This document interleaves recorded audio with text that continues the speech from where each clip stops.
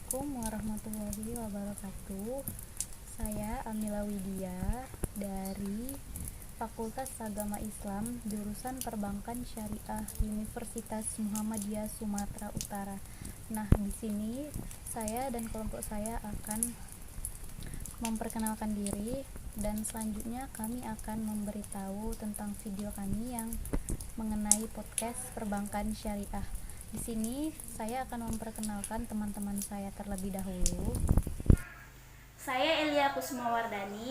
Perkenalkan, nama saya Andi Anit. Perkenalkan, nama saya Mahyana Nenggolan. Nama saya Nurama Aidina. Perkenalkan, nama saya Muhammad Ikhwan. Nah, selanjutnya langsung saja ke biodata dari narasumber kita yang berasal dari Bank Syariah Mandiri Cabang Pematang Siantar. Silahkan Kak, perkenalan diri. Assalamualaikum warahmatullahi wabarakatuh. Nama saya Nazli. Saya bergabung di Bank Syariah Mandiri ini sejak tahun 2005 dan jabatan saya saat ini adalah Area Founding Officer Area Pematang Siantar. Terima kasih. Nah, langsung saja biodata dari narasumber kita yang berasal dari Bank Syariah Mandiri Cabang Pematang Siantar sudah selesai. Nah, untuk biodata dari kelompok kami juga sudah selesai. Langsung saja kita lanjut ke podcastnya ya. Assalamualaikum warahmatullahi wabarakatuh. Saya Elia Kusumawardani. Saya rekan Amila Widya. Saya juga ada pertanyaan nih Kak tentang perbankan syariah terkhusus Bank Syariah Cabang Pematang Siantar.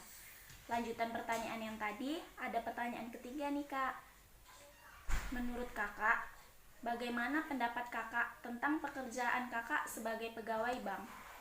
Adakah kelebihan dan kekurangan saat menjadi pegawai bank?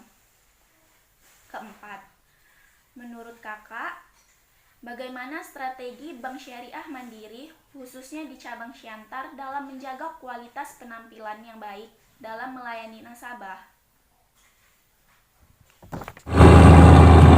Saya Andi Anit. Pertanyaan saya cuma satu aja Kak. Bagaimana cara Bank Syariah menyelesaikan masalah utang yang tidak sanggup dibayar oleh debiturnya? Terima kasih. Perkenalkan, nama saya Mahyana Nenggolan. Pertanyaan dari saya buat kakak sebagai narasumber adalah, apa yang menjadi aspek penyebab utama sehingga angsuran pada pembiayaan perbankan syariah jauh lebih tinggi dibandingkan dengan perbankan konvensional? Terima kasih. Pertanyaan saya seperti ini. Bagaimana perkembangannya dalam kira-kira dalam kurun 10 tahun ke depan mengenai dunia perbankan syariah khususnya di Indonesia. Setelah itu kita bisa menilik ke mungkin kawasan Asia Tenggara dan Asia. Setelah itu mungkin berbicara tentang dunia. Terima kasih. Pertanyaan saya, apakah boleh non-muslim menjadi nasabah di perbankan syariah? Baik, perkembangan BSM itu sebelum COVID dan setelah COVID khususnya di BSM Pematang Siantar itu ya dapat terlihat dari jumlah transaksi nasabah yang berkunjung ke kantor.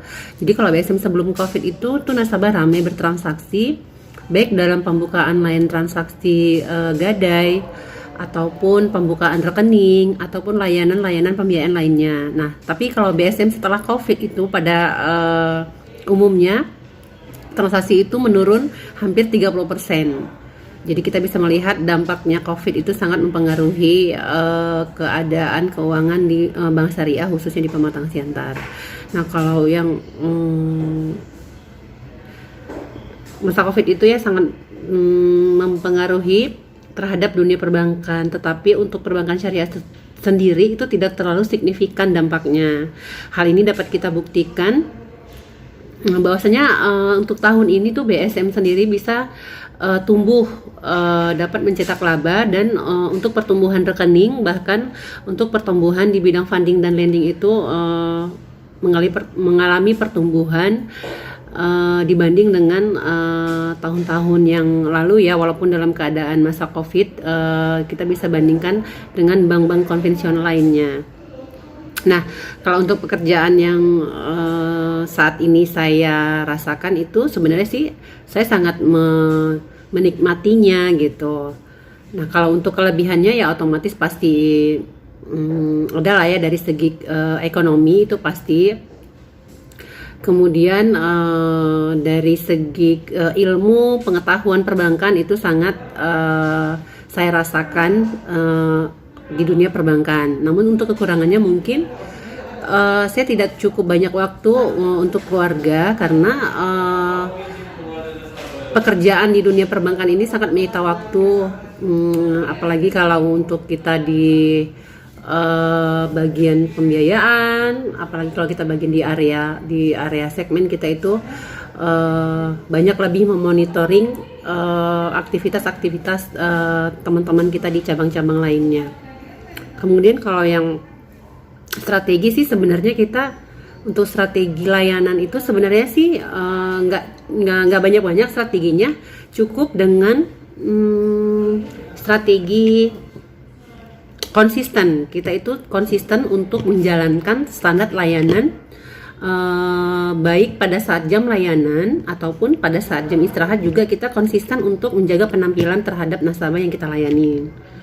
Nah, kemudian untuk cara menyelesaikan masalah nasabah yang nunggak itu sebenarnya kita harus sesuai dengan ketentuan yang berlaku ya. Jadi misalnya kalau nasabahnya nunggak, debiturnya nunggak, itu kita lihat itu segmen apa. Kemudian cara mengatasinya itu sesuai dengan ketentuan segmennya. Kalau misalnya dia macet karena angsuran gitu, bukan serta-merta langsung dijual atau dilelang. Nanti ada tahapan-tahapan sesuai dengan ketentuan yang berlaku. Nah, kemudian saya kira kalau untuk BSM angsuran itu lebih tinggi, saya kira itu tidak benar ya, karena justru malah BSM itulah angsuran itu yang lebih ringan, lebih rendah dibanding dengan bank-bank konvensional lainnya. Kenapa? Karena bank syariah itu menganut sistem bagi hasil, bukan menganut sistem bunga gitu ya. Jadi itu tidak benar bahwasanya kalau bank syariah itu angsuran itu lebih tinggi dibanding dengan bank konvensional.